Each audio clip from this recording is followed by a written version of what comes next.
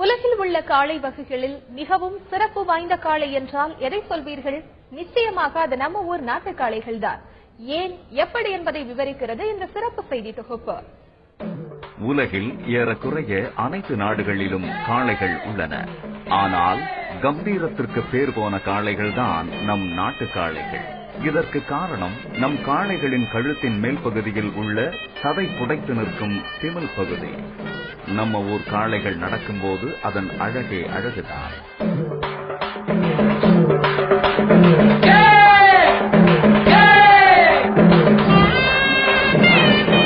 திமில் பெருத்து கம்பீரமாய் நடைபோடும் தமிழக கிராமத்து காளைகள் மாட்டு வண்டியில் எவ்வளவு சுமை வைத்தாலும் அனாயசமாக சுமையை இழுத்துச் சென்றுவிடும்.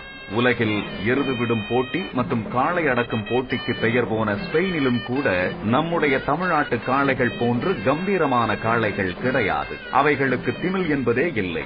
கலப்பினத்தை தவிர பிற நாட்டு பூர்வீக காளைகளுக்கு அழகிய திமில் என்பது அறவே இல்லை. திமில் என்ற பெயரை கூட நம் தமிழர்கள் சரியாகத்தான் வைத்துள்ளார்கள் போலும். திமிரிக் கொண்டு எழுந்தான் என்ற சொல்லாட்சியை நாம் கவனித்தால் அனைத்து ஆற்றலையும் திரட்டுதல் என பொருள்படுவதை உணரலாம். ஏறு போல் வீறு நடை போடும் காளைகளின் திமில்கள் இதன் காரணமாகவே இந்த பெயர் பெற்றது என நாம் அவதானிக்கலாம்.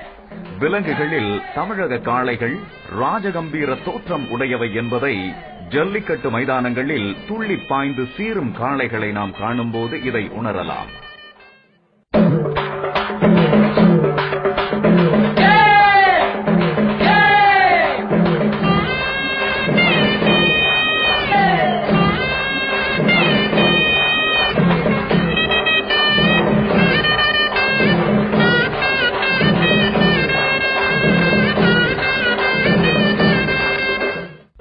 நாட்டுக்காளை, கண்ணபுர காளை, தெற்கத்திக் காளை, வடக்கத்திக் காளை, காங்கேயம் காளை, புலிக்குளம் காளை உள்ளிட்ட காளைகள் தமிழகத்தில் உள்ளன.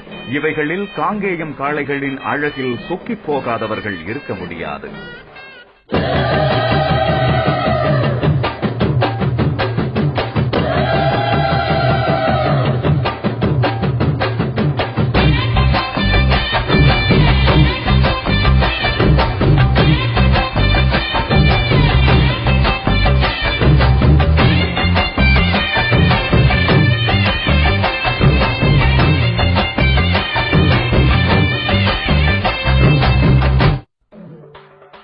காங்கேயம் காளைகள் கொங்கமாடு என்று தமிழிலும் கங்கமாடு என்று கன்னடத்திலும் கிமு 1ஆம் நூற்றாண்டிலிருந்தே புழக்கத்தில் இருந்து வந்துள்ளது என்பதை வரலாறு கூறுகிறது. காங்கேயம் காளைகளின் திமில் அழகில் மயங்கிய பிலிப்பைன்ஸ், மலேசியா, பிரேசில், இலங்கை நாடுகள் அதிக அளவில் இறக்குமதி செய்கின்றன. இத்தகைய சிறப்பை தாங்கி நிற்கும் நம்ம ஊர் காளைகளை பாதுகாப்பது நமது கடமைதானே.